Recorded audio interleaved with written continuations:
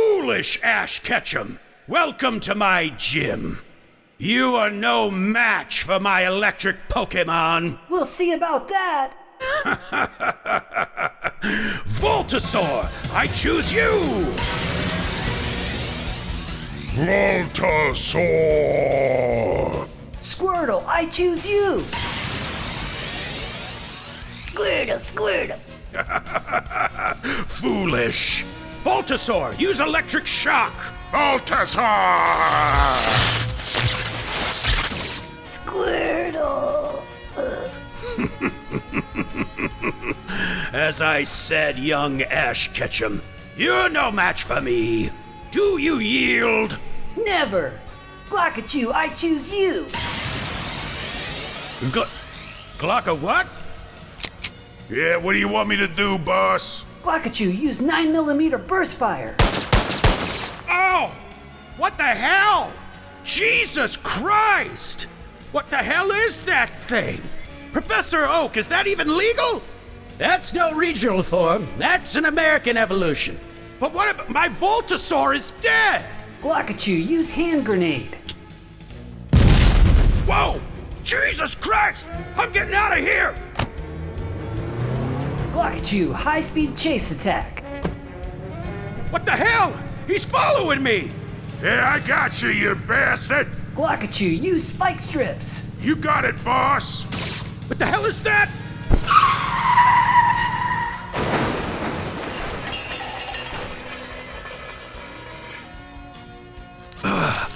God damn. Glockachu. What the hell are you? Glockachu, use street justice. My pleasure, boss. Wait! Good work, Glockachu. I think we earned our gym badge today.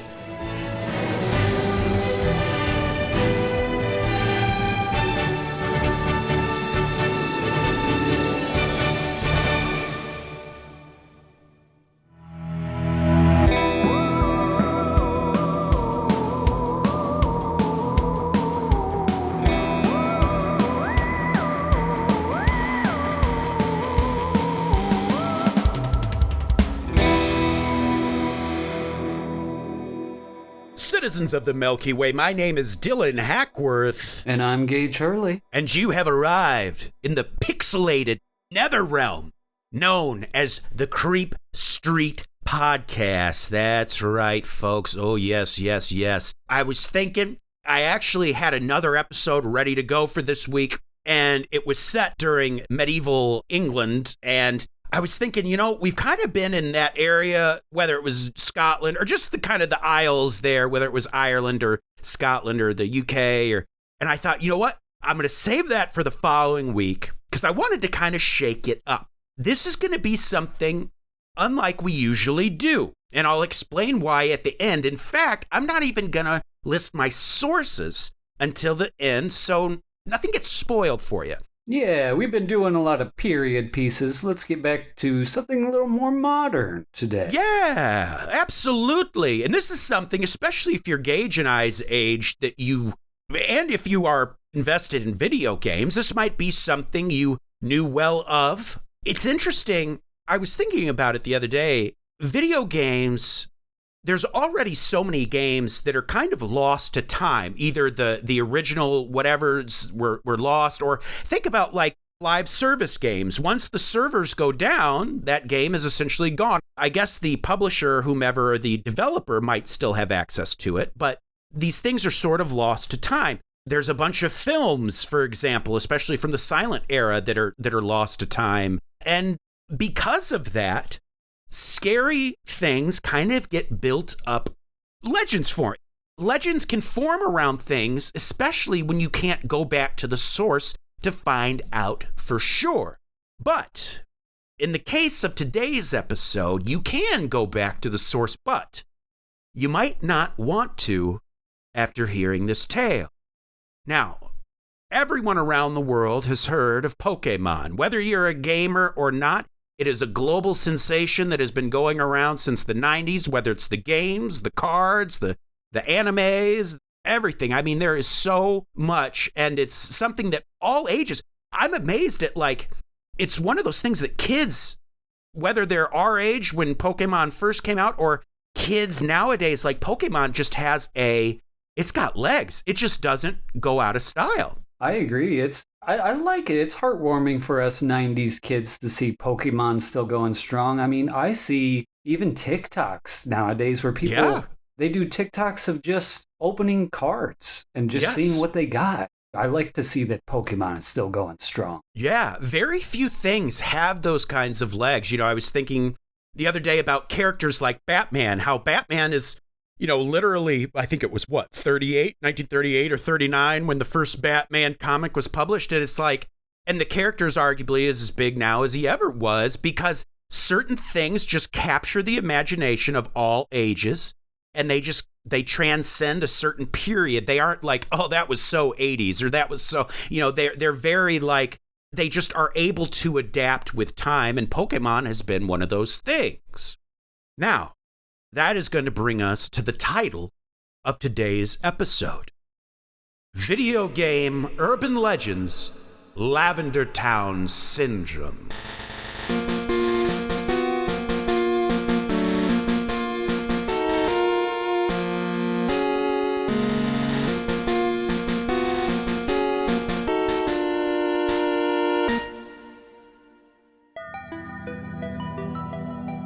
Now, video game urban legends, what's fun about this is, you know, in the future, maybe in a few months, maybe in a year or so, we'll be able to share with you a new legend because there's these wonderful, terrifying urban legends that have built up around our digital media. And video games being relatively, like 45 years old? I mean, you can always find earlier examples, but I think at most 50 years old whenever like Pong or those early games first came out. Well, let's take it back, though, to February 27th of 1996, the day that Pokémon Red and Green first hit shelves in Japan. Now, in case you're a bit confused, first I was a bit confused because in many international releases of the game, like it was here in the States, it was released as Pokémon Red and Blue, something I didn't know. But apparently, in Japan, it was actually Red and Green. That was the designation of the first generation of the Pokemon games. Now, what was supposed to be a joyful launch of what would obviously become one of the biggest media franchises on Earth, well, it came with a shadow that most fans never knew was there. Because in those first few weeks following the release, something very unnatural and very grim started to happen. All of a sudden, a horrifying spike occurred in the number of child deaths reported across the country. The victims were all within the same narrow age range, between 10 to 15 years old. And the cause? Self-harm, suicide, call it what you will. And just a heads up, we are talking about something very grim today, and that is children allegedly harming themselves. And so just wanted to give that little brief, you know, that stuff kind of bugs me sometimes, you know, and so I get that there's probably many of us out there that would bug. I don't know who it wouldn't bother, but just so you know, we're going to be dealing with some of that today. So batten down the hatches. It's a little grim at times. Now, this was something, and these deaths were not as what you would unfortunately call common when it came to suicide. It even shook seasoned investigators with how deeply, deeply unnerving these cases were. Yes, some were the expected horrors, of course, hanging, jumps from rooftops, all terrible but tragically familiar when it comes to self-harm. But others, they defied explanation. There were reports of children who had sawed off their own limbs, who had shoved their faces into lit ovens. And in some of the most disturbing cases, kids who had allegedly choked to death on their own fists, literally forcing their arms down their throats with impossible strength and will. And these were not isolated incidents. They came in clusters. And they all had one thing in common. Each child had recently been playing Pokémon. And not just any part of the game, but Lavender Town. Now, if I remember correctly, Gage, Lavender Town is actually kind of the spooky area of the game. That's where, like, I think a lot of the ghost Pokemon are, and the ghost gym are like because there's like the tower there that you go up. So it's already kind of a spooky area of the game. Now, not every child, however, died. A small handful were fortunately saved in time, pulled back from the edge before they could follow through with their gruesome attempts to take their own lives. But what they left behind was not relief. It was only more terror. Because these children did not come back the same. Their behavior afterwards was erratic, even wild, like something in their minds had cracked down the center. They would scream without warning. They clawed at their own eyes until they bled. They wouldn't speak in full sentences, just fragments, guttural sounds, and violent shrieks that made no sense to the people around them. Doctors and family members obviously tried desperately to understand what was wrong with the children. Was it some kind of a trauma that was now surfacing, or some sort of psychotic break that was being elicited by something in the environment? Something maybe chemically induced. And then someone made the connection. When the children were shown a Game Boy, they didn't react. They just stared blankly. No movement. But when the Game Boy was switched on and loaded with a cartridge of Pokemon Red or Green, that's when the screaming started. A full-bodied panic, hysterical wailing. Some children would try to smash the device, while others would flee the room entirely, as if the very presence of the game sent pain rippling through their bodies. No one could figure it out. No one had the answers. Just a handful of traumatized kids, an eerie town in a digital world, and a growing suspicion that something inside the game wasn't meant to be there.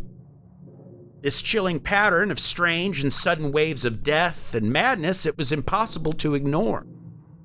And by the time enough victims had surfaced, the authorities could no longer write it off as mere coincidence or some kind of a moral or public panic. There was a common thread woven through every tragedy. Pokemon Red and Green. And there is such a thing, obviously, as moral panics. Before Gage and I's time, this would have been like our parents' time, D&D. You know, the moral panic that surrounds things like that. That, oh, it's a gateway to Satan or something like that. And I can remember, you know, I was allowed to play Pokemon, but I can remember there was talk of that. Like, I think it's natural when something is so big, kind of say, like, take for example, Harry Potter. That's another one. Or Pokemon. When something is so big, and especially when the fan base is children, I think some parts of the population, they get afraid, right? They're very untrusting, especially when it has to do with kids. And obviously, it's always good to know what your child is consuming, their media habits. That's always good. But sometimes, like in the case of Harry Potter, like we said, things like that, it's a little extra. It's a little too much. But this was not the case. This was not just a mere moral panic. The suspicion had become unavoidable. The game somehow was linked to what these children were experiencing. But that only made it even stranger, because the truth was, obviously, as any of us know who have played the original game, not every child was affected. I wasn't affected. Gage wasn't affected. Must bake head. Gotta catch 'em all, more like gotta, I don't know, I feel it is kind of a sensitive topic, yeah. Especially when it's about kids, you know, I feel, but yeah, like, it is like, it's, as we know, these games have sold countless millions around the globe, and that's just the Gen 1. I mean, you know, there's been many other variations of Pokemon, and not even the main games, you know, there's also spin-offs, like there was Pokemon Stadium, and what was the picture one? Oh yeah, Pokemon Snap, I think it was called? Yes, Pokemon Snap, yes, exactly, you know. Or even most recently, like what, a decade ago, Pokemon Go, where people would go out and, you know, I remember being in Chicago and it was a big thing, you know. And And it was a good way to kind of, you'd go around town, catch a Pokemon, or catch a rat-a-tat or two, and head on home. But this is a game, a property that has been able to morph and stay relevant throughout the generations. So why, though, did some children, when it came to Gen 1 Pokemon, how come most children really hear nothing but catchy chip tunes while others were driven to literally gouge their own eyes out or run from a screen like it was on fire?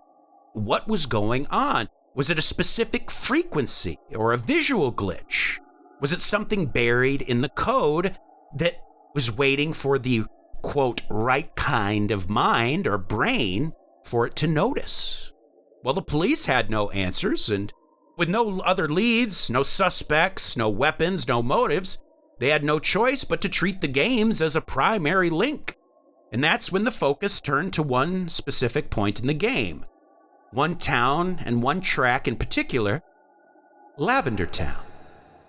Sounds nice enough. Lavender Town smells nice, like a nice bubble bath. Absolutely, and you can find the track, and we'll learn as we go through the story, was it something in the music, or was it even Lavender Town, but something earlier in the game? You can find the music, the OG music online and stuff and listen to it, and, it's out there, obviously, and you can obviously play the old games. So with nothing else to go on, the authorities began to dig, and they gathered every game cartridge linked to the affected children. They sealed them away in evidence bags, labeled, logged, and stored. Dozens of identical-looking plastic shells that, according to every record, should have held nothing more than a harmless game. But the police knew something was off. Something inside these carts wasn't right. So they went to the source. And think about it like this. Obviously, when a game goes quote-unquote gold, I think that's what they mean when the actual development stage ends and it's ready to go to publishing or distribution or whatever. I would imagine, I don't know, it's essentially one thing that is then implemented onto several different little hard drives or memory cards or whatever they are inside of these games. But could it also be that a select few of them were tampered with or had something extra in them? I mean, as we know, the whole business strategy behind releasing 2 games at once is there's always a couple Pokemon that are exclusive to one cartridge and a couple exclusive to the other. Well, if that's the case, I mean, is it so hard to believe that a rogue coder might put something wacky into a few hundred cartridges that are then dispersed around the world at a random pace? Imagine if they did that with movies. Like, you can watch Mission Impossible with Tom Cruise or Arnold Schwarzenegger, but you got to go see either the Schwartz or the Cruise version. Right. And honestly, probably in a decade when AI has become really good, that might actually be a choice you can make. Probably. But anyway, the first stop was a visit to Satoshi Tajiri, the mastermind behind Pokémon, the visionary who had turned his love for bug collecting into a global empire. Nerd. And when they sat him down, just kidding. And when they sat him down and told him what had been happening, the deaths and the madness, his reaction was rather odd. He wasn't surprised or outraged. He was just kind of uneasy. Like he'd already been hearing rumors of this, and he felt that something was coming, that eventually authorities would come knocking. But Tajiri, he didn't confess to anything. However, he also didn't deny anything either. He simply listened. And then he pointed them in a new direction. If they wanted answers, he said they needed to speak to the main programmers, the ones actually responsible for what went into the game, the code, the design, the sound, the ones who built the Kanto region and Lavender Town, and then everything else that came with it. Next, the detectives paid a visit to Takinori Uwata, one of the core programmers behind Red and Green. And if anyone knew what was stitched into the game's code, it was him. Unlike Tajiri, Uwata was calm, almost to a point of being cold, as if the line of questioning was just a tedious misunderstanding. He told them plainly, quote, "It's not possible. You can't kill someone with a video game. Not like this." Well, maybe it's some kind of mass hysteria or cultural panic, like we said. We've seen such things many times in the past, but code, mere pixels and some beeps and boops, well, I mean, surely that's not enough to make a child leap from a rooftop or shove their own fists down their throat. And he had a point. Not all kids were affected. Millions upon millions of cartridges, and only a handful, while still tragic, of course, and, one enough is far too many, but when you compare it to the number of cartridges sold, it's a small number. There was also no real pattern or any kind of thread to trace, just that the kids had been playing the game. There was nothing, from what they could tell, unique about the children that were the victims, so they really had nothing to go on still. Right, it seems like this was the literally only common thread. Yes, absolutely. And like we said, it's like, well, then what about the millions of other kids? It's weird. So the detectives, though, still knew something was off. Iwata seemed too dismissive, too smooth in the way he spoke. It was almost like he'd rehearsed it. Like he was hiding something behind the simple logic that, of course, a video game couldn't just drive a person insane. But on Creep Street, we know that when it comes to the kinds of mysteries we cover, even the ones that we know for a fact are very real, oftentimes logic takes a back seat. Well, Iwata didn't crack under questioning. He didn't confess either, but he also didn't get that defensive. But he did let something slip. Something that made the temperature in the room drop a little bit. After brushing off their questions for nearly an hour, Iwata leaned forward slightly and said, almost offhandedly, "You should be speaking to Mr. Fuji." The detectives paused, and they asked who that was. Iwata just smiled and said, "He's the one who made Lavender Town." And that was all he said.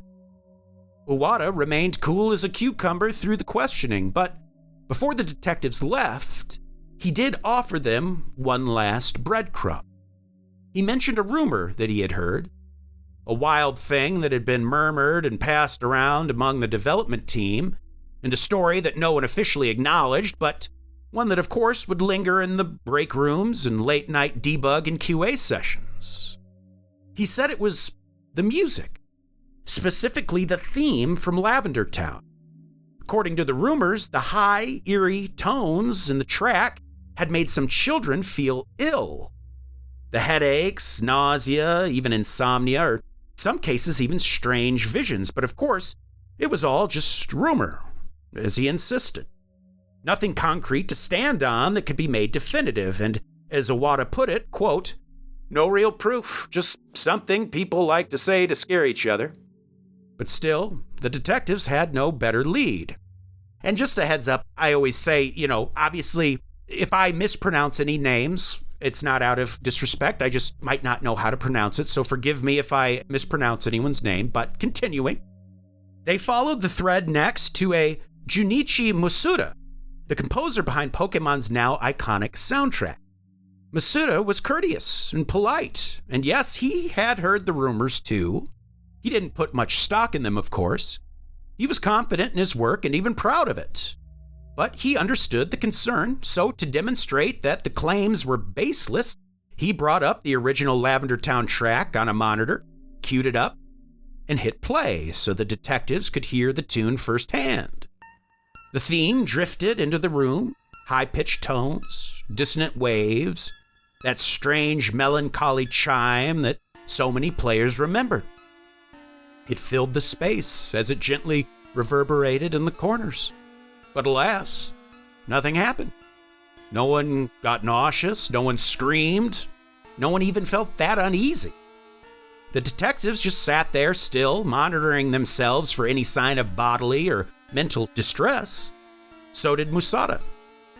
They heard the song from beginning to end, and when it was over, nothing had happened. Just silence and a catchy little ditty.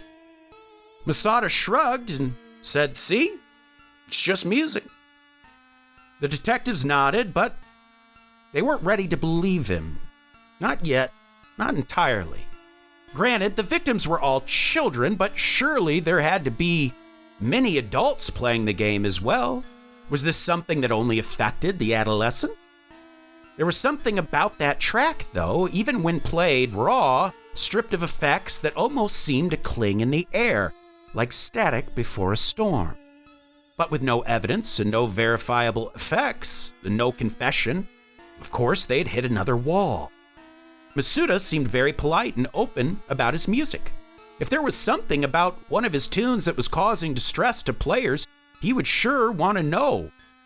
The detectives had reached another dead end, or so it seemed. Once again, with no leads and no names to go on, the detectives seemingly had nowhere to go. However, the unanswered questions still nagged at their thoughts. So they returned to the evidence locker where the sealed cartridges were being held, the very ones collected from the homes of the afflicted children. They hadn't been tampered with, of course. No one had touched them since their seizures and the investigations. They sat there like cursed artifacts, ordinary in appearance, of course, but heavy with dread. If they were going to find anything, they would have to go straight to the source and play the dang games. Get good, as some may say. They couldn't even access most of the games because they sucked so bad. I know. I mean, I like to imagine this is a room full of detectives like, better put on a pot of coffee, Chief. It's going to be a long night. Just chain smoking and... Johnson, you got anything? Nothing yet, Chief. Still trying to catch this Bulbasaur. You know? Yeah. This goddamn Venusaur. Oh, my God. That would be so funny. This needs to be made into a movie just so we can have that scene. Just that scene. The hard-boiled detectives all with Game Boys playing Pokemon. He's like, Detective, have you gotten past that Charmander yet? Not yet, Sarge. Well, get good. Well, get good or get out of the force. So with some extreme caution, one of the detectives inserted a cartridge into an old and worn Game Boy, the same model found in most of the children's bedrooms. Taking a breath, turned on the device.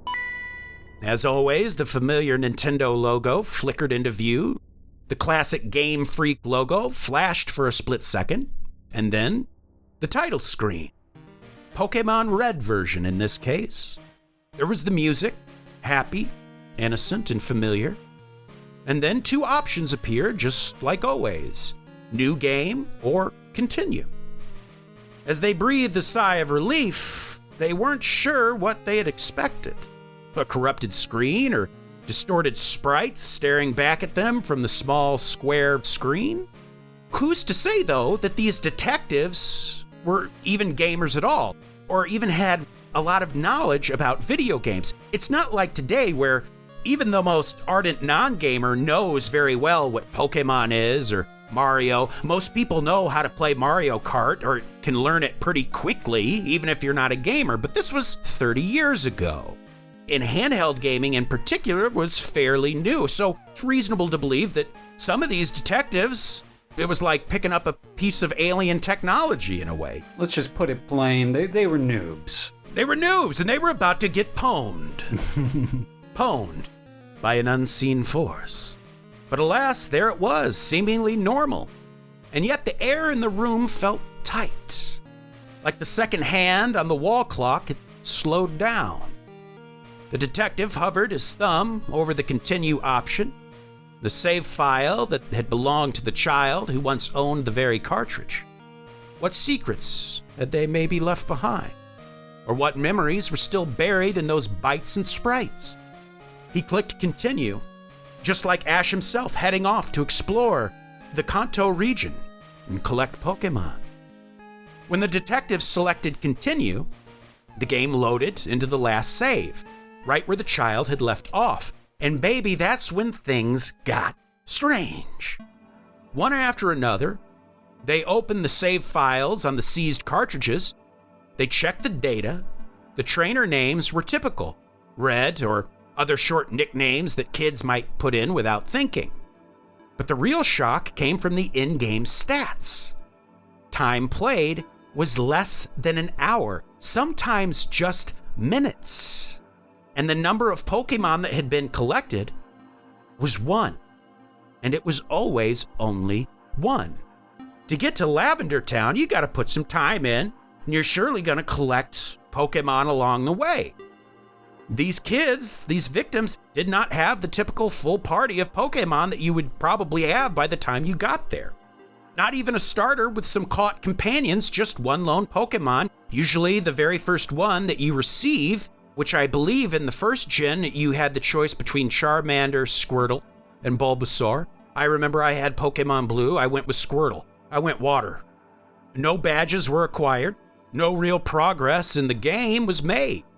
No indication that they had ever even left Pallet Town where the game begins, let alone reached Lavender Town where the eerie track in question would play. That's so strange. So even if they only played a few minutes or, less than an hour, like it says, what piece of media could possibly, in such a short period of time, leave such an impact? Right. And why does this phantom piece of media embedded in the game not affecting the masses in comparison, like we said, to as many cartridges that were sold? It was a small fraction. Or is it something kind of hidden that people had to find, that these poor kids just happened to stumble into, maybe? And then came a chilling realization. There was no possible way these kids had reached Lavender Town in the short amount of time they had played the game, which means they had not heard that music. They couldn't have.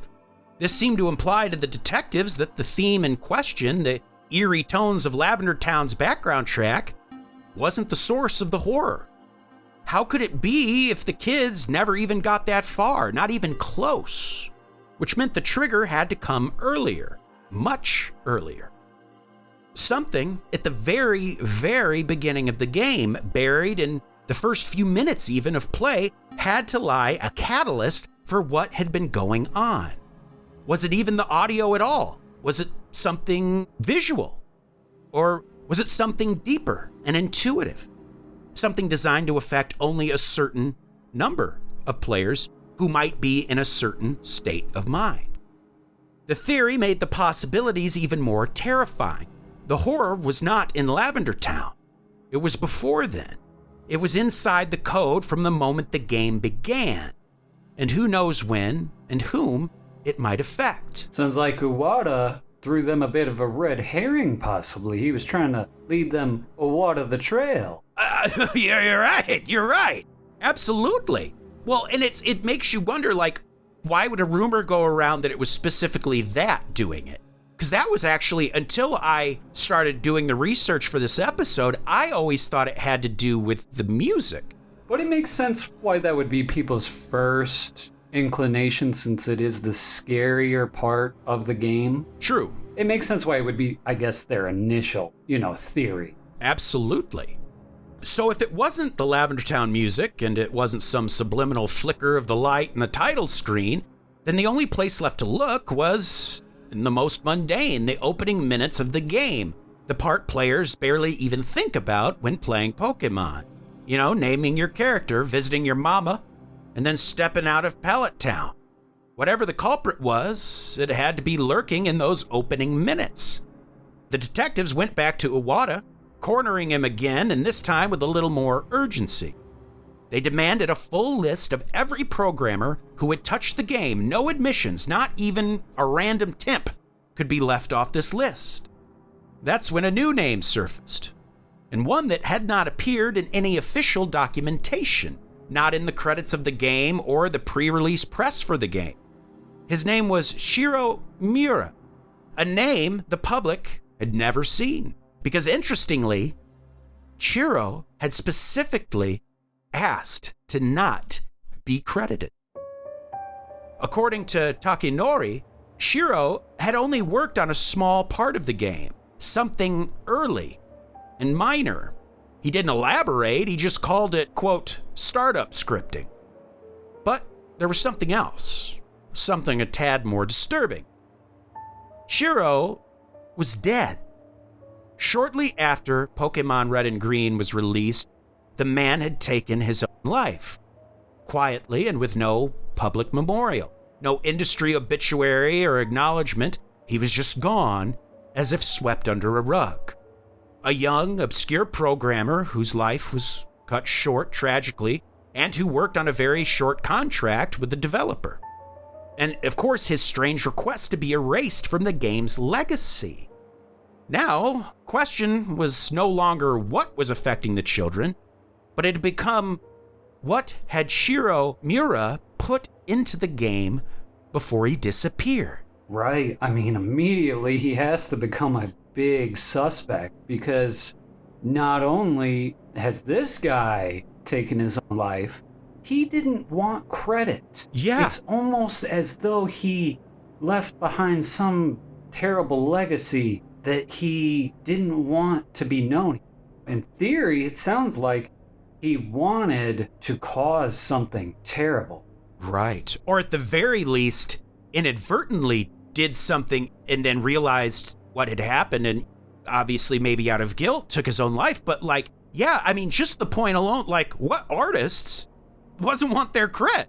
Very rarely, like I can think of like maybe filmmakers. Famously, David Lynch was so unhappy with Dune and all the studio meddling that had taken place that he had never even wanted his name on the movie. So like there's rare cases like that. And that seems more like a case of an artist dissatisfied with the final work rather than, something like this where it sounds like, I mean, he was part of the initial code. What could have been so dissatisfactory, that he wouldn't want the credit? Absolutely right. The investigation now turned to hunting down any code or assets that Chiro had implemented. In many ways, they were hunting for a ghost in the game's machine.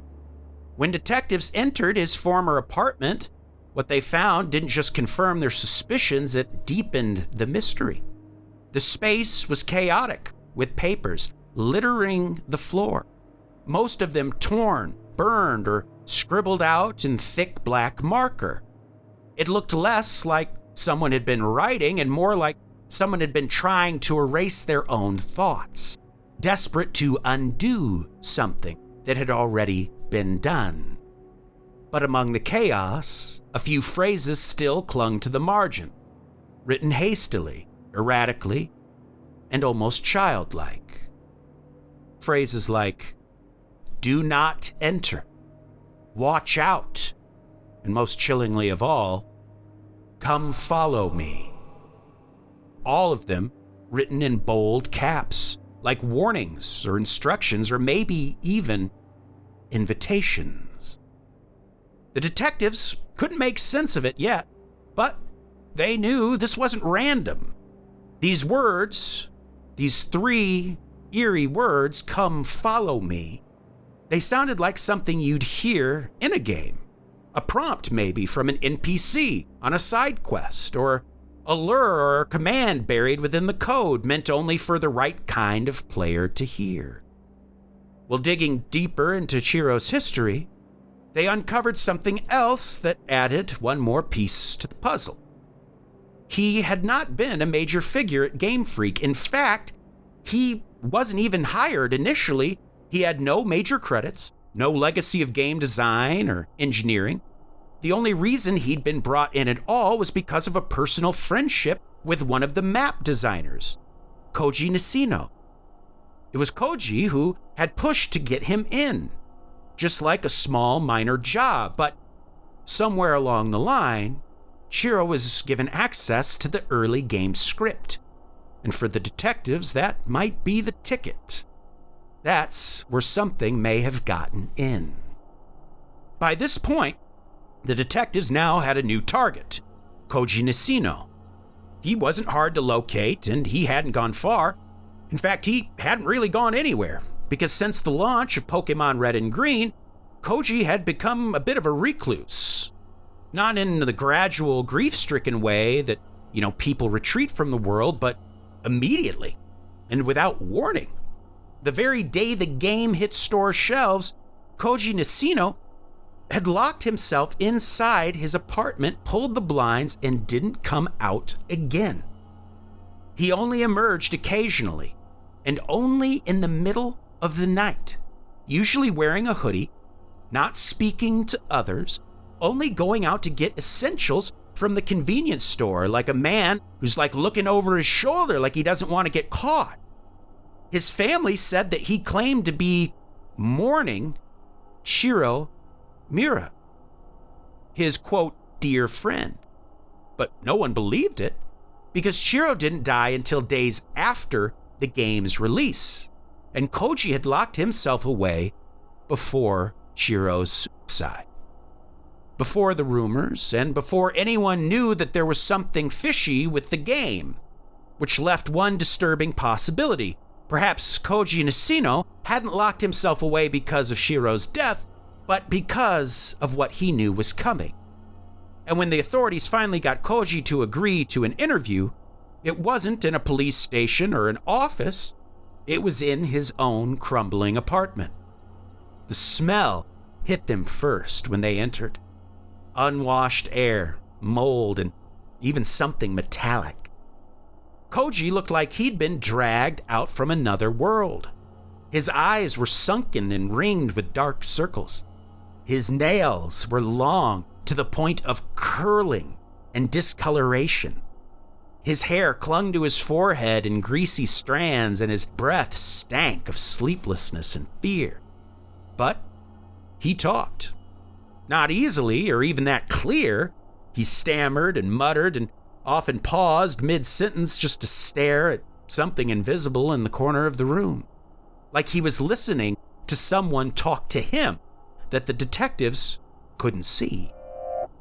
He kept scratching the side of his neck as though something were under his skin. But still, he talked. And what he said sent chills down the spines of the detectives, because he told them that Shiro hadn't just added a few lines of code, he had been obsessed with the idea of, quote, touching the player, of creating something that reached through the screen, something personal that could only be understood by a child. As Shiro called it, quote, the ghost script. And Koji had helped him hide it. When the detectives finally broached the million-dollar question, the one that had been hanging in the air since the very beginning, Koji went quiet. They asked if he knew anything about the children who had died, if there was any connection between their deaths to the game. And for the first time in the entire interview, Koji Nishino looked them in the eye. He didn't answer right away. Instead, he sat there in silence, trembling slightly, picking at his sleeves. And when he finally spoke, his voice was low, careful, like he was trying not to say too much, or maybe trying not to remember. He said, Shiro, he had an idea. Something he wanted to try the moment he heard Pokémon was going into development. Something different. He didn't say it with pride. He said it as if it was a confession. Koji explained that Shiro had been fascinated, obsessed even, with the idea of interaction that went beyond the screen. Something that reached out, not so much in a physical way, of course, but in a psychic one. An algorithm, or something close to it, that would respond not just to gameplay, but to sensitivity and even emotion. Something buried deep in the code and hidden away. He said Shiro called it a personal ghost, a quote, script that watched you back. Koji at first had thought it was harmless, the ramblings of a guy who'd read too many old net forums. But when Shiro begged him for access to the project, he didn't hesitate. He said, quote, I knew Takanori. We'd worked together for years. I told him Shiro was just helping with debug, and that's all it took. Just like that, Shiro Mura was in. Well, the tension in the room, of course, took a big shift, tightened like a noose around the necks of everyone in the room. The detectives leaned in, now fully aware that whatever this was, Shiro was at the center of it. This ghost in the machine, this missing name, this man who asked not to be remembered. So they asked Koji outright. What was Shiro's idea? Why did he want to work on a children's game so badly? Koji Nishino blinked slowly, then nodded, like he'd been waiting for that question the whole time. And he said, quote, he wanted to add something special. A Pokémon. One that didn't belong. This was not a glitch or a bug. It was different. And Koji continued. He said it would be an extra. Something that would feel out of place. Just enough to make the player feel like they saw something they shouldn't have. A thrill, a scare. A secret just for them. But here's the thing. The recorded time played on the deceased children's cartridges barely reached an hour, as we know. Therefore, it should be impossible for them to have even encountered the glitch that existed deep in the game's code, reachable only through specific steps far later in the adventure. And yet these kids were affected within minutes of starting the game, which meant whatever Chiro inserted, it came much earlier. Koji continued, saying, he told me once that it would be the first thing the right kind of player would notice, but only if they were sensitive enough. The detectives asked for a name, a number, a line of code, anything. But Koji just whispered. He called it White Hand. The interview had begun with tension in the air, but by now it had turned into something far darker. The detectives were about to witness a psychological collapse in real time. Every question seemed to peel back a layer of Koji's sanity. His hands trembled and his pupils dilated. He mumbled things that the detectives couldn't even understand, like half words, sometimes things that sounded like apologies, and even what sounded like nursery rhymes. And then they brought up the notes, the one found in Shiro's apartment. Do not enter. Watch out. Come follow me. And that is when shit got cray. Koji froze at the mention of those notes. His eyes widened. The color drained from his face, leaving him in a ghostly pale. He began whispering something under his breath and then louder and louder, saying, he said not to read them. He said not to read them. He said not to read them. Then, in a single frantic move, he lunged beneath the couch. The detectives shouted, reaching for their weapons, but it was too fast. Koji came up with a pistol, his body shaking, eyes wild. He pointed it straight at the officers, backing into the corner of the room, sweat now pouring down his face and neck. And he whispered again, he's still in there. Chiro. He never left the game. You don't understand. He didn't die. He moved. The detectives tried to calm him down, hands raised, their voices low and as calm as they could muster. Koji wasn't listening now. His hand trembled. And then he whispered his last words. Don't follow me. And then, with that, the barrel of the gun shifted. In one final motion, quick and mechanical, he put the pistol in his mouth and pulled the trigger. The shot rang out, and when he fell, he didn't say a word. He was gone. But clutched in his other hand, clenched so tightly that the bone beneath the skin had gone white, was a folded piece of paper. And on it, scribbled in the same childlike scrawl as Chiro's notes, were just 3 words. White Hand lives. Well, it seemed that all leads had literally now gone cold. The original development team behind Red and Green was fracturing, splitting apart into various projects, going to other studios, and going silent. And it was becoming harder and harder to locate them. It almost seemed like some unspoken pact had taken hold, to the point that it seemed they might have been hiding something. Well, the police managed to reach a few more names. Obscure character designers, creature illustrators, background artists, but every conversation was the same. Shiro? I don't remember him. Or at the very best, I think I saw him once, maybe twice, hunched over a desk near the back. But nothing useful. Nothing that they could use to move the investigation forward.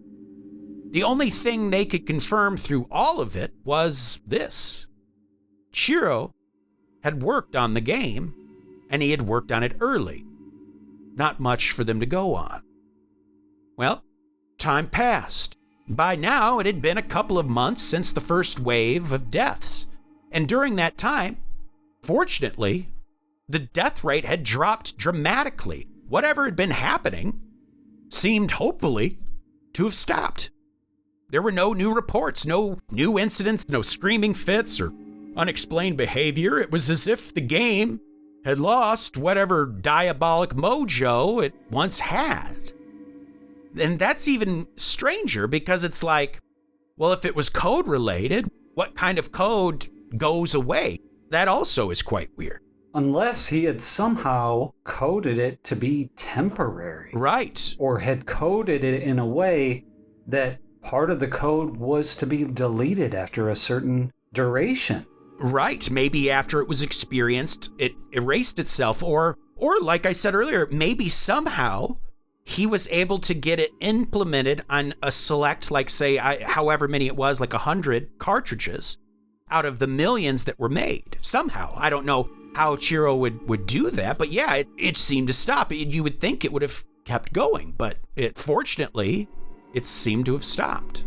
I can imagine he could have written some sort of code where whatever he put into the game would only be coded in at random or a certain probability, perhaps. Oh, and that's what I was thinking. It's like, of all the millions of maybe it was just some random combo, a specific combo of buttons and whatevers that even the kid wouldn't have even known. They just were unfortunate to happen to type in that code or just punch those buttons in a certain order at a certain time, that out of millions, only a small fraction happened to accidentally do it, and thus what happened. Well, as it seemed like the strange deaths were done, the planned recall of the games was quietly canceled. There seemed to be no need anymore, as it seemed the cartridges weren't causing anyone harm. Some of the authorities even started to believe what Takanori Iwata had said from the beginning, that it had all just been a strange and tragic coincidence. Perhaps a kind of mass hysteria sparked by a moral panic and fueled by fear, and maybe they were able to now leave it be. Maybe the whole case would be shelved forever. That was, until they received a letter, suckers. It was a letter written by Chiro himself. But it wasn't one found at his apartment, as the police had obviously already thoroughly searched that place and cleared it. Likewise, this letter had not been among the scribbled notes or black-markered madness that they had found. Wherever it had come from, it had been stored in Chiro's home, and the envelope was addressed to Koji Nishino. And the letter inside started off normal, formally written, polite, the kind of letter you'd expect between two pals, a casual hello, how you doing, how's the fam, routine small talk. But after a paragraph or two, things got down to business. Chiro got to the point, and he asked Nishino directly to help him get onto the Pokemon development team, to pull some strings, and to get him in as a programmer on Red and Green. As the letter continued, the handwriting too changed, growing more uneven, more jittery, like the hand holding the pen had started to shake.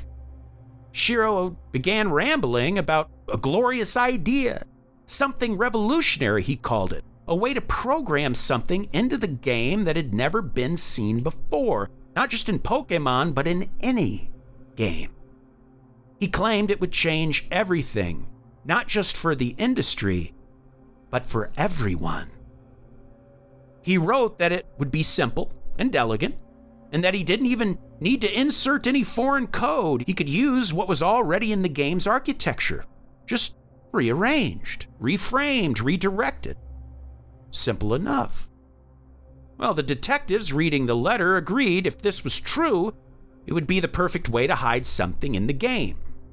There'd be no traces or red flags in the data, no signature lines to detect. It would look like nothing had changed at all. And then suddenly, the letter just stopped. No goodbye, no see you later, no say hello to your mama for me. Just a name, pressed hard into the paper like the pen had nearly torn it through. Shiro Mira. And that was it. For the detectives, this was the nail in the coffin. Whatever doubts they had, whatever threads of coincidence they were still clinging to, they were now gone. Shiro had put something into the early part of the game that wasn't supposed to be there. And now, they believed, they were close to cracking this bizarre and tragic case. Their final breakthrough came with a simple discovery. The programming team had not worked alone. Each developer had been paired with another. Even Shiro Mira. Shiro's partner, a man named Sasuke Tamada. And if anyone knew what Shiro had buried in those opening lines of code, Tamada was their last and best hope of unraveling this mystery once and for all. Well, they learned that Sasuke Tamada had provided a significant amount of programming to Pokémon Red and Green. By all accounts, he was an average guy. Good worker, respectful, dependable. No red flags, of course. No odd behavior, just another name in the credits. When the detectives knocked on his door, Tamada let them in without hesitation. His home was modest, clean, comfortable. They were invited into the living room and took their seats on the couch. Tamada stood near the second-story window, gazing out over the busy street below. The afternoon light poured in. The sounds of traffic drifted like background ambience to the scene. He stood there, still, smiling softly. The only thing playing was a voice recorder. And the following is a recreation of the conversation that the detectives had with Tamada. Listener discretion is advised. Sasuke Tamada, what part did you have in the game's Pokémon Red and Green? I was a programmer, that's all. Am I right in knowing that the programmers working on the game worked in teams? You'd be right. And your partner, his name was? Shiro Mira. That was his name. Shiro Mira. Could you tell us if Mira ever acted strange at all? Any particular behaviors you observed while working with him? I didn't know him that well, really. We didn't meet up frequently, only every once in a while to trade data or when the entire group was called up for a meeting. That's the only times I ever really saw him. He acted normal as far as I could tell. He was a short man, and I think this affected his consciousness. He acted weaker than any other man I met.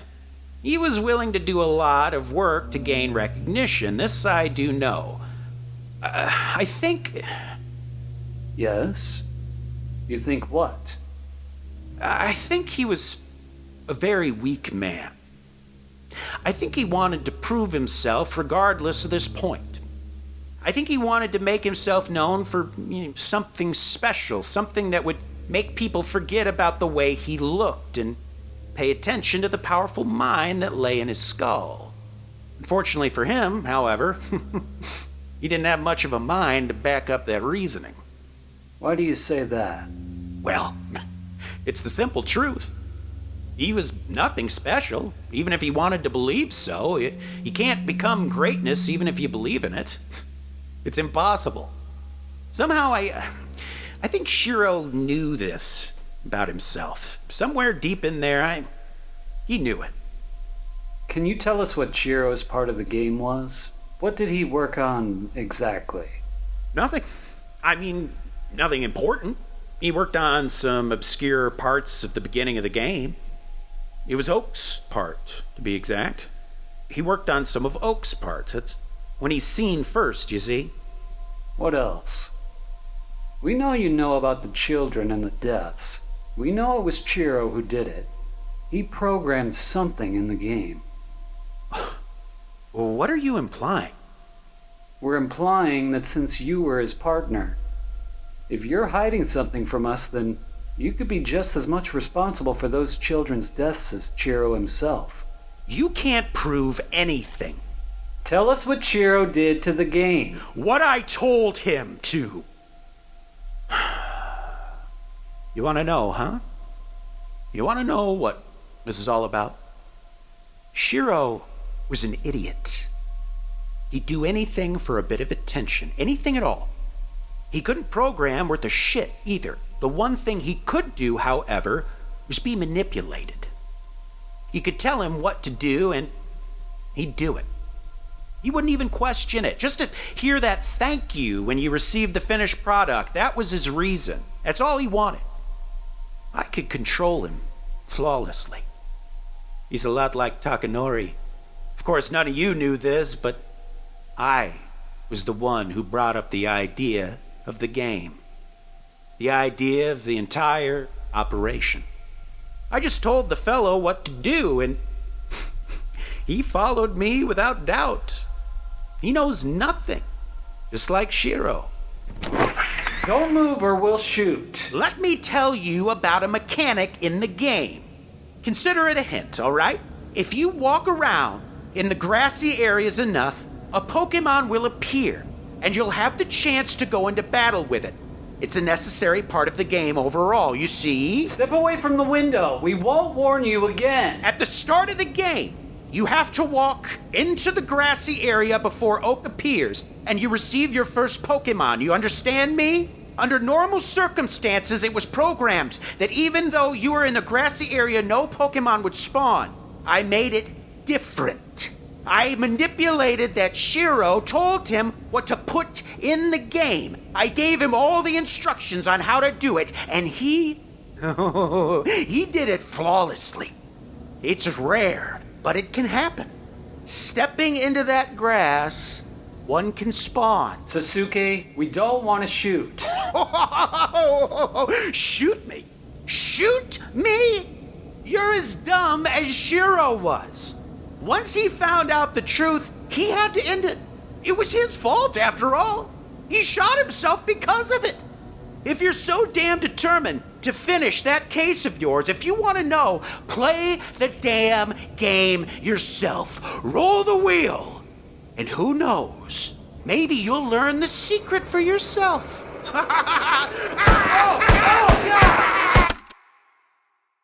The recorder ran until the tape ran out. There was nothing else on it, just silence. When police arrived at the scene, what they found was a massacre. All three men, Sasuke, Tamada, and the two detectives, all three were dead. Each of the detectives had been shot multiple times, at least 10 rounds each. Their bodies showed clear signs of struggle before both were killed by a final shot placed between the eyes. Sasuke was found nearby, dead from 2 clean shots to the chest, straight through the heart. Now, I want to pause there because think about just the logistics of that. A firefight ensues. Tamada, the villain in this case, takes 2 bullets, and the story describes the gun that Tamada had is a pistol.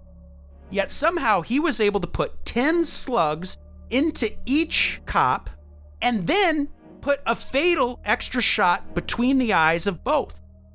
I mean, that would imply, I don't know much about guns, but I would think that most pistols don't carry 22 rounds unless you have some sort of extended mag or something, or maybe in the translation of the story it was a different kind of gun, but think about the logistics of that.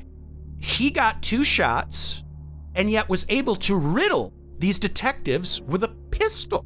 The logistics of that alone is so bizarre. It's mind-boggling. I mean, first of all, like you said, how does he even have that many shots? I mean, I guess there's a way, but this is a firefight here. You're thinking he gets shot as well. How is he able to get off that many shots? Right. Exactly. Like that would be, and you would think that even if he shot first, the detectives already had their hands on their weapons. You would think even if they were killed in the process, they would get their shots off. Like, how does he shoot them 10 times and then again once in the forehead? Like, and this is on each person. So that implies 22 bullets that Tamada shot. Like, and it's surprising that they only shot him twice, too. Right. Like, it's just so bizarre to even think about. Well, this wasn't an isolated incident anymore. This game was now killing people once again, maybe not in the way it had the first time, but more deaths, this time adults. Over 100 children were gone. Koji Nishino, the quiet friend, he was dead. Shiro Miura, the manipulated pawn, was dead. 2 detectives investigating the case, both dead. And now, even Sasuke Tamada, the man who started it all, was dead. Pokémon Red and Green had become something else entirely, something that was reaching far beyond the game itself and destroying anyone who touched it. Gotta catch 'em all. Oh no, baby. More like gotta kill 'em all. Well, the lead detective on the case had had enough. He made the decision to close the case for good. The man responsible was dead, with no one left to pursue or charge. There was no reason in the eyes of the department to keep digging. So, everything, including the cartridges, the letters, the notes, every scrap of evidence, was locked away, filed, sealed, and buried away in the dark. Over time, the story faded into an urban legend, the one we know today. Little conversations behind closed doors, passing mentions over coffee or in the precinct break room, and today on forums and whatnot and on urban legends websites. But even with time, a lot of those began to vanish. In fact, I can remember hearing about this story over a decade ago, and as time has gone, less and less people seem to actually know about it. It's almost like the memory of it is getting erased, at least online or wherever else. It's like it's getting erased. It was just a shadow that lived in the minds of those who had seen it up close. Well, let's jump forward now 10 years. The date was now February 27th, 2006. And the lead detective was now long retired from the force, and he was suddenly reminded of the case he had locked away a decade earlier. Though it was no longer active, he still had access to the files. He helped when he could, but this day would pull him back in. He returned to the sealed container, the one holding all of the evidence from the dark chapter a decade before. With apprehension, he opened it. He read through the letters, the notes, all the pieces that once threatened his life and sanity. And then he remembered the woman who had appeared on the street one day, unannounced, pressing a letter into his hand. The letter would change everything for him and blow the case wide open. Who was she and where'd she come from? Shiro's mother, maybe? Sasuke's? It didn't matter now. It was far too late to chase those answers. He sealed the container again, closing away the past with shaking hands, but then just behind it, he noticed a second container, one he hadn't seen before. So, curious, he pulled it forward and read the label at the top, which read Evidence number 2104A. He opened it. Inside were exactly 104 Pokémon Red and Green cartridges, each one in perfect condition, untouched since they had last been examined 10 years ago. He reached in, pulled one out. It was Pokémon Red. It felt strange holding one again. He hadn't done so in years. unsure why he felt compelled to do so, he opened the drawer and pulled out an old Game Boy, dusty and worn, but still working. It had belonged to his son, who was long gone now. His wife, too. He slid the cartridge into the back of the Game Boy, and then he turned it on. The title screen flickered to life. Then the options, continue or new game. He noticed the save file, Tanaka. That was the child's name, the one who had played the cartridge first. He was likely dead now, as the others were. The detective selected new game. Everything felt normal.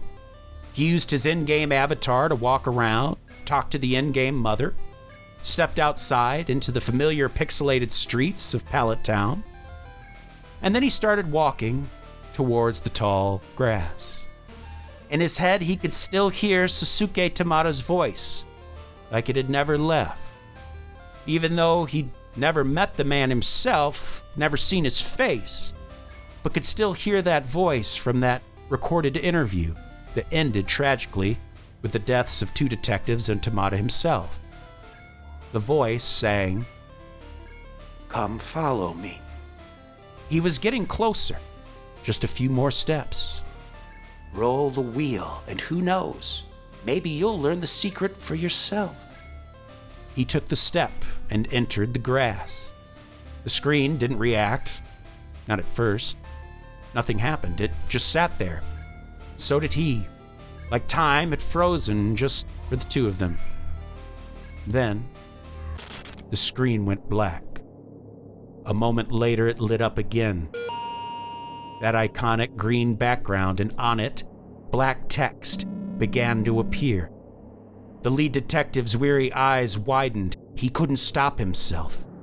He read the words aloud as they appeared on screen. "Come follow me.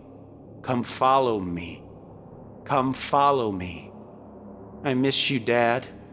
I miss you, my husband. I miss you so much." Tears welled up, slipping down his cheeks. Screen after screen of text flowed across the display, and he clicked the A button over and over, desperately trying to keep up. It was them, his wife and child. They were talking to him, calling for him, crying with him. They wanted to see him. They loved him. "I love you too," he muttered, his voice hoarse and dry and breaking. The screen continued. "Come follow me. Be new again. We want to see you and hold you and be with you forever and ever and ever and ever And ever. Don't stay away. You can see us too. We miss you. Come follow me. We love you." The screen went black. The detective's mouth dropped open, his eyes locked to the void, and then the screen lit up again. And there stood Professor Oak, leading the character out of the grass. "Come follow me," says Oak. "No, no," the detective screamed, dropping the Game Boy onto the floor. He collapsed forward, scooping it back up with trembling hands, the screen once again inches from his face. "Bring them back! Bring them back to me!" But the game just continued as it normally would. "My wife, my child, listen to me, bring them back to me, I said." No response. Just the game, as if nothing had happened at all. And that was when he heard voices. Hundreds of voices. The lead detective turned from his seat, twisting around slowly. Fear crawling up his spine. And there, standing in his small room, were children. Dozens of them. Some had no eyes. Some bore bruised rings around their necks. Others were charred, their skin cracked and blackened. And they were screaming. Their arms reaching out towards him, their mouths stretched wide in horror and pain. "Bring back my mommy, bring back my daddy, bring back my pet," they wailed in chorus, stumbling toward him. "I don't want them to go away. Bring them back to me. Bring them back to me." "No," the detective screamed, clutching the Game Boy tight to his chest. "It's mine. My family is here. Don't touch it." Horror flooded his face, and then a voice, soft, cool, and all too familiar, cut through the screaming. "Come follow me." The detective's eyes snapped to the corner of the room, and there he stood. Sasuke Tamada. A smile stretched across his face. Too wide, too smooth. "Come, follow me." The detective jumped up, backing away, stumbling over himself as the children crawled towards him, their arms reaching for the Game Boy clenched in his shaking hands. What's going on here? What's going on? Where's my family?" Sasuke smiled calmly. "I'll show you," he said. "I'll help you get away from them, you see? Just follow me." He reached down, opening a drawer on the desk beside him. The lead detective, pushing his way through the crowd of the now screaming children, managed to look inside, and there it was. His old service weapon, covered in dust. Untouched since the day he left the force. He had locked it away and tried to forget the things he'd done with it, the lives it had taken, but now it didn't look like death, it looked like freedom. "Just follow me," Sasuke said again, gently placing the gun into the detective's trembling hand. He curled the man's fingers around the grip, raised it up to his temple. "Just pull the trigger. That's all." The lead detective turned. The children were clawing at his legs, dragging him down. Their mouths hung open in endless cries. They reached for the Game Boy, for the cartridge, for his family. He turned back towards Sasuke and smiled. "My family. I'll follow you." Bang. His brains painted the wall, and he fell to the floor, dead. It was days before anyone found the body. He lay there in the blood-soaked room, in one hand an empty gun, in the other, classic Game Boy still clutched tight. Inside it was Pokémon Red. The screen was long dead, just a cold, empty black. That was the final straw.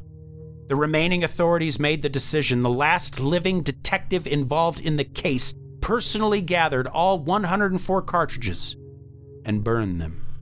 Every last one. They would kill no more.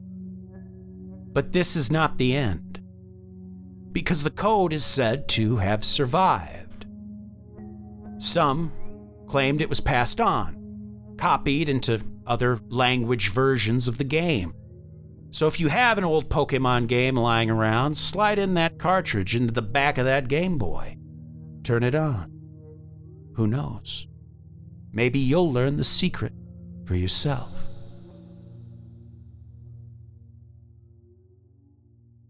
Now, that is the end of the tale. So, let's go back to the beginning, and you'll find now why this is kind of a unique story for us to cover here on Creep Stream.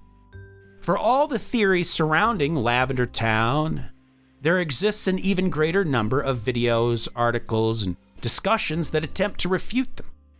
So, look at what we've actually said so far. There's not a single confirmed report. There's not one verifiable case to back any of this up. Even if the stories were true, there's something missing. Scale. The number of incidents should have been higher. The reaction from the public should have been massive. If a game really had such a catastrophic effect, if it had genuinely triggered mass suicides, the product would have been pulled immediately and legal consequences would have swooped in hard as a rock. And then there are the incidents themselves. Taking a closer look at the symptoms often tied to Lavender Town, myth reveals something far less mysterious and far more mundane. Take, for instance, reports of ear pain or discomfort when hearing the song. That could easily stem from long hours of headphone use, especially in children. Combined with something as simple as poor personal hygiene, it doesn't take a cursed game to cause an ear infection. Stress disorders, those can arise from a wide range of experiences, not just traumatic events, but even minor stimuli. A strange line of dialogue, an eerie sound, or just the sheer intensity of long gaming sessions on a dim-lit Game Boy screen could be enough to trigger a response in a susceptible mind. Even outbursts of anger or emotional distress aren't unique to gaming. I mean, hell, just watch any Call of Duty game, for Christ's sake. They can be brought on by a host of factors: diet, sleep deprivation, pre-existing mental condition, or life circumstances far removed from any video game cartridge. And, most plausible of all, is seizures, and that one is very real. But again, not rare. And not exclusive, of course, to Pokémon. Seizures have occurred to gamers exposed to certain repetitive light patterns, particular color flashes, or screen flickers, especially in the older games, with no epilepsy warning in place. None of this proves anything paranormal. It just proves that real people react differently to stimuli, and that sometimes a good myth is louder than facts. Now, why I wanted to do this story is because I think it's a good way to showcase what we mean by, this is an urban legend, meaning the urban in urban legend, it doesn't refer to a city environment, it refers to a relatively new legend, specifically one that might be born online or in just your local neighborhood or whatnot, as opposed to long-standing legends or myths, that go back decades, centuries, or whatnot. It's like the difference between Slender Man as opposed to the Boogeyman. Right, absolutely. Or maybe the Boogeyman's not a good example. I'm not sure how old the Boogeyman is, but, like Slender Man as opposed to the Loch Ness Monster. Right, or look at it this way.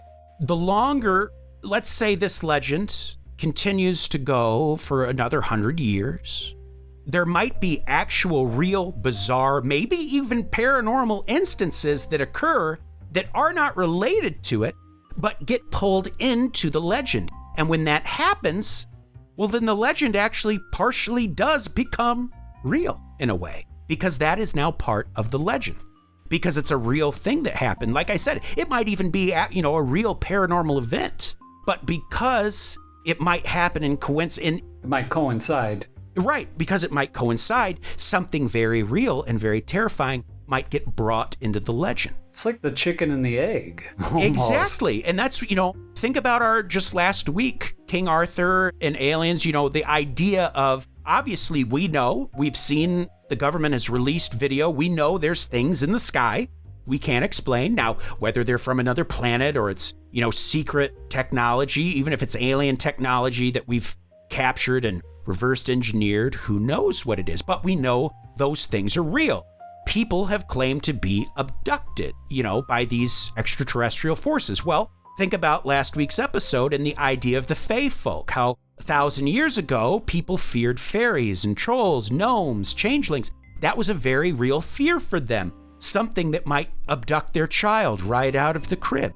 In a lot of ways, the Fae folk operated in similar ways to what we associate extraterrestrials in a way. This idea of abduction. The act remains the same, but the face, the monster, evolves or changes. Same thing can happen with something like this. I mean, Slender Man's a very good, we know for a fact, and we've used that example many times on the show, we know for a fact Slender Man did start it was as a fictional story on internet forums, but since then, as we know, there was the case of the girls who tried to murder their friend. They made a whole HBO documentary about it, claiming that they were doing it to appease Slender Man. And there's been other people, grown adults, that have claimed to have seen something like a Slender Man, that have encountered the Slender Man. So it goes to wonder, is it this thing of collective belief? Now, like I said, very real things might come along in the years to come that are in the periphery that coincide with this game and therefore get sucked into the legend. I mean, I keep doing this show just to appease Judd. Old Judd, dang, old Judd. I mean, you've been stuck here in Moonset for a while now, dang it. I have, man. Can't get out. I mean, not that I want to. I enjoy it. Yeah. Well, I guess now is a good time to give you my sources, because I wanted to save them for the end, because I think the title, especially in one, kind of might give it away. Lavender Town Syndrome. Is it just creepypasta? by Costas Nikolai at bgeek.eu and the Lavender Town Syndrome at ricky.org. So you can see why I wanted to, because obviously creepypastas, as we know, are stories that some might post them saying they're true, but it's supposed to be that they're not real. There's other forums where you post stories that are supposed to be real. Obviously, we can't verify them, but there's forums where it's supposed to be, this is designated for fiction, this is designated for real experiences. And we know that this originated in forums where, it was a fictional tale. For example, I thought Lavender Town was simply about the music. I had no idea about the whole, it came before then, the names of specific, and then even the ending 10 years later, that part almost feels like it was probably added on later by someone else. It feels like an addendum, like an extra chapter added on. The old detective 10 years later pulls out the thing, and he goes through his experience. And so it's like these things get added along the way, sometimes maybe even real things. And then it's like, well, then does the legend itself in a way become real because it's incorporated things into it? It's a weird, like you said, it's a chicken and the egg thing, but that's why this is something new for us. Next week I have a freaky ass tale about a very real case of medieval royalty and betrayal and murder and maybe even a bit of the paranormal mixed in. And that's why I wanted to add in this story to it kind of gives like a modern look at how these things over centuries will become something else. Like we said, the Romans, observing the ancient Celtic tribes, obviously had an agenda. A lot of what we know is secondhand, and as you said, history is written by the victors. It's a phrase we all know. So how do we know that things weren't purposely misinterpreted or just outright lies painted to make these people seem more barbaric than they actually were? And as millennia roll on, that's what we have to go on in a lot of cases. We don't have any other choice because the history's anything that they did write down, and even like, for example, the Celts, it's a bad example because they didn't write, they were more of an oral, passed on their legends through oral tradition, but anything that had been written down, might have been destroyed. Think about all the time you hear a conquering army takes over and they burn everything, they destroy the, and so really anything you do learn, even if it's years later and times have changed and attitudes have changed, you're still going off of what the conqueror said. And there's no certainty. We'll never have certainty about any of these things, but that doesn't mean that these stories aren't valuable. They certainly tell us, they do give us some insights. Absolutely. But, another idea that occurs to me, which is kind of fascinating, is what if these legends, even if, say, a Slender Man started off as a quote fiction, what if the universe has such a thing as destiny? What if things are, and everything has a birth, right? We assume like cryptids and things like this didn't exist since the beginning of time, that they came to be at some point. What if the universe does have a predetermined path and that the things are invented, quote invented, but they actually are real, and that the universe had a plan for us to talk about them, to spread the legend, because they actually are true. Exactly. It's a fascinating idea. Absolutely. And another idea we've talked about many times is the idea of a tulpa, or a thought form, something that starts as fiction and collective belief brings it to material reality. Consciousness is the ultimate mystical part of our universe. The fact that consciousness exists at all, there may be some power to it that we still don't understand and may never will. That is such a great point. And I'll tell you what, Gage, I got the fever to catch them all. Oh, you do? Oh, yeah.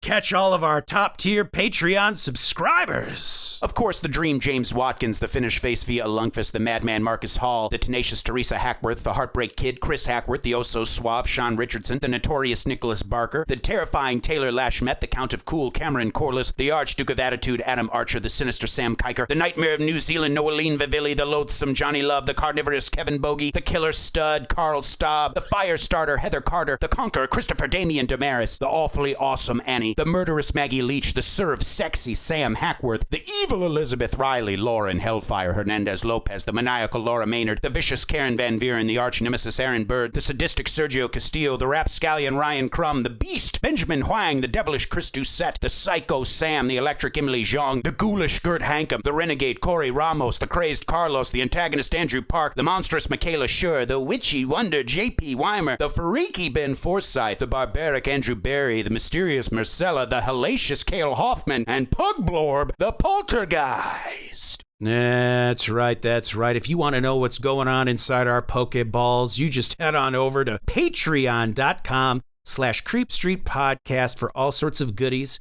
I always wonder what it's like in those Pokeballs. Is it cramped or is it kind of like a nice, cozy little tiny home? I would have to imagine kind of like a genie, like maybe it's like your body, it reasserts itself to where it would be like a spacious, at least like a studio apartment. At least. Come on, it's inhumane otherwise. Absolutely inhumane. Well, folks, thank you so much for following us on this digital journey into pop culture, relatively modern pop culture. Next week, we got a very fun one, a very spooky, scary one from medieval Europe. Cannot wait to share it. Hell, I'll just go ahead and tell you, Isabel, the she-wolf queen.